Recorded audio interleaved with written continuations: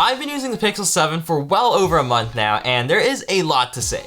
On paper, last year's Google Pixel 6 seemed like the perfect phone. A new design, new cameras, Google's new Tensor chip with incredible AI features, and all at an accessible price point of $599. That sounds too good to be true. That's because it was. The Pixel 6 came with an extraordinarily amount of bugs that left many, including myself, extremely frustrated. So for this year's Pixel 7 launch, all we hoped for was the same incredible features and value from last year, but in an actually usable package. And that's exactly what we got this year. It's literally the perfect phone. Go buy it. Thanks for watching, everyone. Just kidding, there's more to it than that. You'll definitely want to stay for the full video though, because I am going to uncover so many features that don't get talked about in a normal review. I promise it'll be worth your time. Let's quickly glance over the new hardware features though. While the Pixel 7 still keeps roughly the same design philosophy as the Pixel 6, I think this new design actually looks much better. The camera bars sort of blend into the rails with cutouts for the cameras on the back, which makes it look more elegant and mature in a way, instead of having exposed glass and plastic that was visible on the Pixel 6. Also, the regular Pixel 7 is actually smaller than last year's Pixel 6 at 6.3 inches instead of 6.4, which actually goes a long way in making the phone feel less chunky, in addition to shedding 10 grams, which is a bigger difference than you think. They also made one major change that has honestly made a huge difference and fixed one of my biggest complaints about the Pixel 6, the brightness.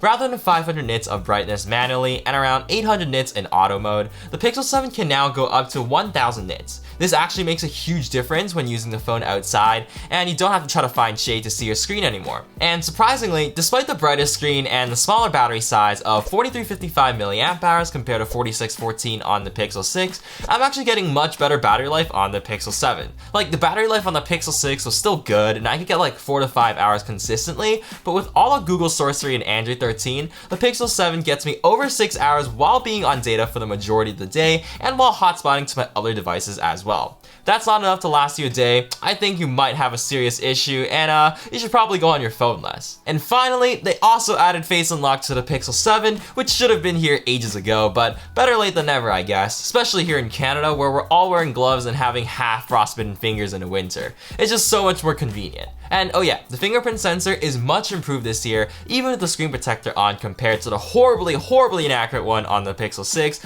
although it was later fixed by an update. Now, before I move on to all the software goodness, which is the whole point of this video, I want to talk to you about the sponsor of this video, Pixel Academy from Android Intelligence. And don't skip, because it's completely free to use and it's actually useful.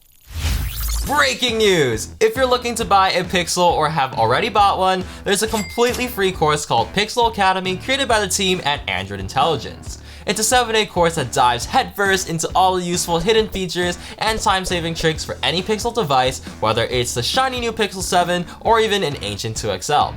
You'll discover little known knowledge that'll make your Pixel smarter, out-of-sight camera tricks, advanced image magic, and all sorts of other next-level Pixel intelligence. And while I can't spoil what's in the course, I can assure you that all the tips are very useful and not just some generic tips you'll find online. This is also me speaking from personal experience after taking the entire course myself, and you'll definitely regret not finding about the course sooner. Not to mention, all these emails are actually personalized, and you'll get the opportunity to get some custom delivered bonus tips on your personal favorite Google apps for Android as soon as you sign up.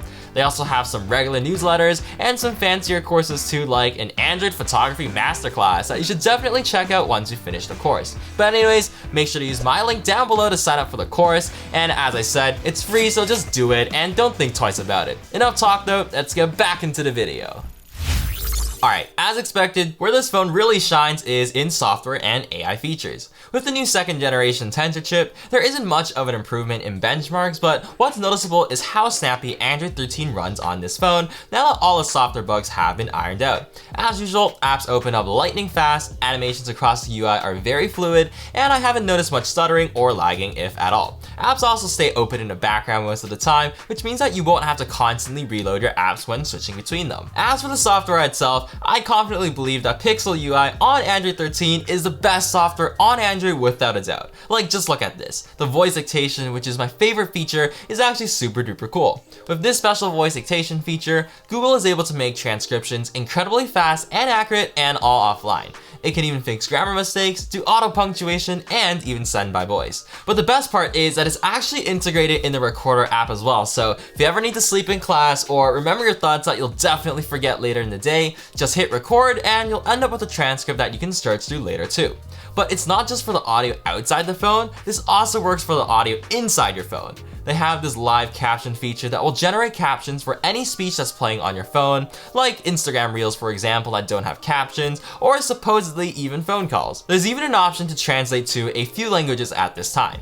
Speaking of translation, there is an interpreter mode which I'm sure most of you have already seen on their ads. It's super duper handy and it's really amazing to see how much Google has improved the accuracy. But the fun doesn't stop there. There's a bunch of really useful features for the camera too. First, there's face unblur, which takes data from both camera sensors to ensure that no faces are blurred, and also real tone, which aims to represent skin tones of all people, specifically those with darker complexities, to be as accurate and natural as possible. There's also top shot, which takes a few frames before and after you hit the shutter button. This is very useful because if there are any moving objects that become blurred, you can actually just select the frame at the exact moment you want afterwards. The real magic comes from Magic Eraser though. No more asking who knows how to Photoshop in your friend group when someone photobombs your picture. You can just open the photo app and boom, erase them from existence. It actually works pretty well most of the time, and you can also camouflage anything in the background that stands out too much by just drawing over it. And finally, something new this year which is absolutely mind-blowing is Photo Unblur. Although you can't take blurry face pictures anymore thanks to Face Unblur, you can fix all of your old blurry photos with just a tap of the button, and it actually works surprisingly well. It's honestly amazing to be able to save all your old nostalgic photos this way. But that's not all. Remember when Apple announced car crash detection and called it revolutionary new technology? Joke's on them, because Google has actually had it for over 3 years now. You can also call 911 with 5 presses of the power button, and you can also share your location with emergency contacts if you are going out alone at night. Good job Google for trying to keep your customers alive and healthy, because guess what? This phone has also become a parent that you'll actually listen to. It'll tell you to get your butt to bed with bedtime mode, rub in your face that you've been on your phone for way too long, it'll tell you to get off social media by locking you out, and also not to go on your phone when you're walking.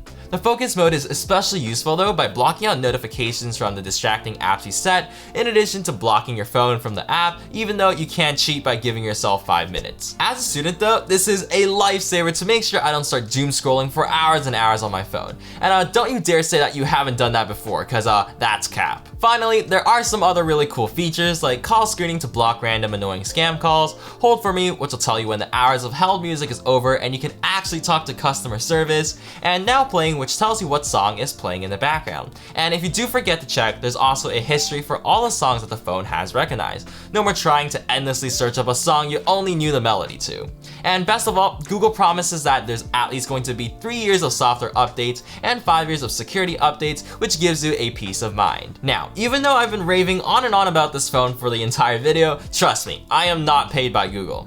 I wish though. But I generally loved using this phone, and they've literally fixed all the problems I had with the Pixel 6. If I were to really nitpick, there's a few things that just still kind of annoy me. First, they still use a glossy glass back, and if you don't use a case, it'll be full of fingerprints in no time, not to mention it's super slippery. Also, the camera bar sticking out like that gathers so much dust, and it's really hard to clean off as well. There's also some issues with modem strength and drop calls, which I've experienced a little bit of, but honestly, I've experienced it a lot more with the iPhone 14 Pro, so take it for what you will. Overall though, using this phone has been a wonderful experience, and while it won't transform you from a couch potato to a productivity guru, the Pixel 7 will genuinely make your life both easier and better, which at the end of the day is really what a phone should do. Anyways, that's it for the video. Drop any questions you guys have for me down below in the comments, and I'll try my best to answer all of them. And also, if you enjoyed this video, make sure to smash that like and subscribe button to stay tuned for all the awesome upcoming content. But anyways, have a good one, and I'll see you guys in the next one.